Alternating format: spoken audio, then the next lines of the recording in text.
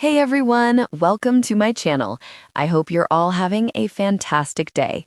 Hey Young and the Restless fans, I've got your 2-week spoilers for March 2nd through the 13th. We've got Kyle enraged and Sally absolutely horrified. It's Belinda from Soap Dirt. If you're not following us, hit that subscribe button. Let's get right into it. Lots to talk about. On Monday, March 2nd, we've got Nikki and Victoria talking about Nick being off and that he's still in so much pain.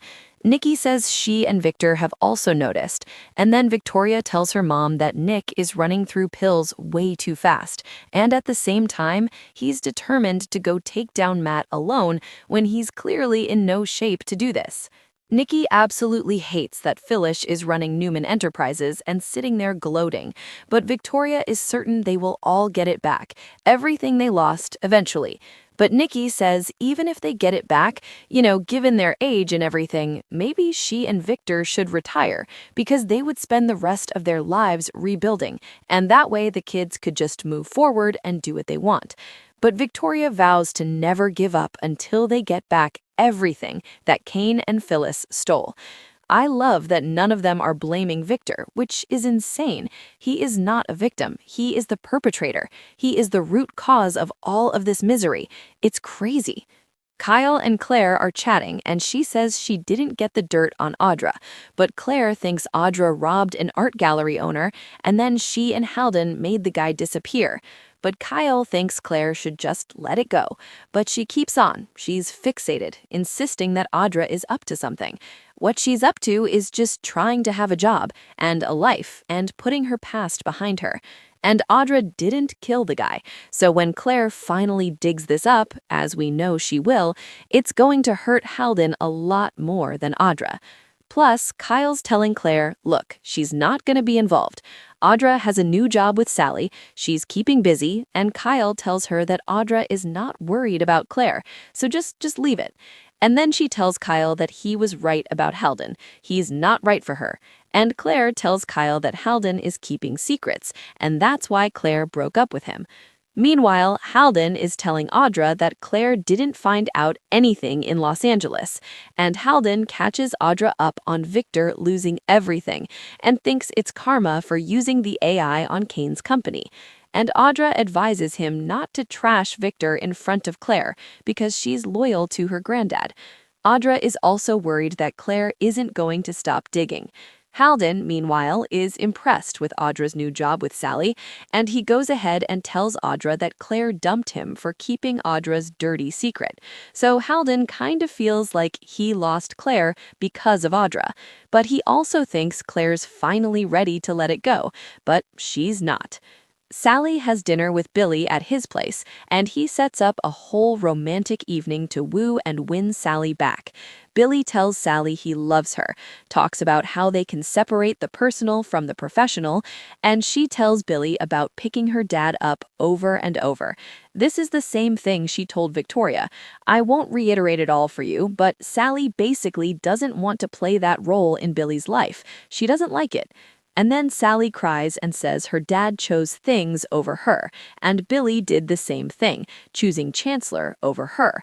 But he keeps at it and finally convinces Sally to take him back, and she caves and kisses Billy.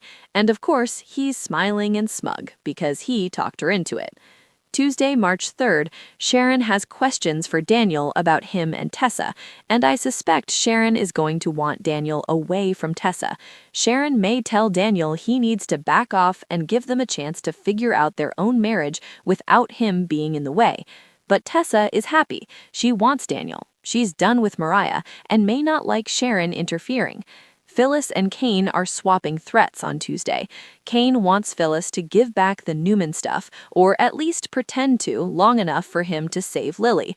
But while Phyllis can see that Kane legit thinks they're in danger, she's absolutely certain that Victor is bluffing. And she is correct, or at least she was, unless Victor has really kidnapped Lily by now. But Kane tries to tempt Phyllis and says he has something she wants so badly that she can't refuse. I mean, what's Kane gonna offer to marry her or something? I tend to think it involves her kids. Claire and Kyle clear the air between them. We might get a reunion now that Claire is done with Halden. Wednesday, March 4th, Victor gets one up on the Abbotts, and this is when he's snatching Jack. Nick and Sharon get a message that has them very worried. I'm sure it's from Matt. Also this week, Noah and Sharon are worried about Nick. A very upset Noah wants to know if Sharon has heard from Nick because his dad's not answering his calls or messages. And no, Sharon hasn't heard from Nick either, and she is also very worried. Kane strikes back with a low blow, and I bet it's going to be against Phyllis if she turns down his offer, and I imagine that she will. Thursday, March 5th, Victor has Billy in a really tight spot, so Diana and Kyle are shocked and horrified when Billy shows up to the Abbott mansion and tells Diana and Kyle that Victor said if he doesn't hand back Chancellor by the end of the day, they will never see Jack again. And then Kyle makes a move, and I suspect he may turn to Claire and pressure her. The question is, will she believe that Victor did this? She has a big blind spot for her granddad. Not as bad as, say, Nikki's, but pretty bad. Also, Jack gets a rude awakening, and it may be wherever he's being held by Victor. Friday, March 6th, Jack's world is completely rocked. Obviously, he wasn't expecting to be collateral damage and kidnapped, and I think he's stuck somewhere he's not going to like at all. Phyllis tries to make amends with Daniel. I'm wondering if she's going to offer him a job, but I don't think he's going to give Phyllis any time, unless he just plans to, I don't know, undermine her and wants to get close to do it. Diana takes extreme measures to get Jack back. Diana loves Jack. She'll do anything to save him, and I wonder if she unleashes on Nikki because of what Victor has done, because Jack had nothing to do with any of this stuff and did not deserve this. The week of March 9th through the 13th, we've got Diana, Kyle, and Billy racing against time to find Jack. They are outraged that Victor took him when Jack did nothing, and in fact, Victor was actually planning to attack Jack and Jabot. This is too much, crossing every line, just like Nikki thought he was going to do. Billy's in a tough spot. Is he going to give back Chancellor or just hope that Victor won't hurt Jack? And the question is, will the Abbotts ever forgive Billy if he won't give back Chancellor to save Jack? Diana stands his ground with Phyllis, and Nikki is furious with Victor over Jack's kidnapping. But I don't think Nikki's fury is going to matter, because we know that Victor is not going to stop what he's doing until he gets what he wants. He's going to just literally keep taking prisoners. Claire may try and help Kyle, but there's not going to be any talking reason to Victor. He's not going to listen to anybody, not his sons, not his wife, not his daughter, not his granddaughter. Lily is back soon. She's due back in March, so I wonder if Devon and Nate are going to find her, or if Victor converted her voluntary kidnapping to a real one. Mariah awaits her fate. I do not expect a trial. I think Christine's going to work out a plea bargain.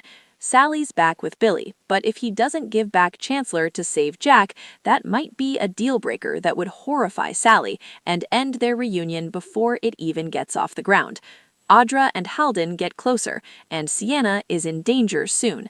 Thank you for being a loyal listener. Follow us wherever you get your podcast because you don't want to miss the next episode. Soap Dirt is on all the major podcast platforms, including Apple Podcast, Spotify, iHeartRadio, and more.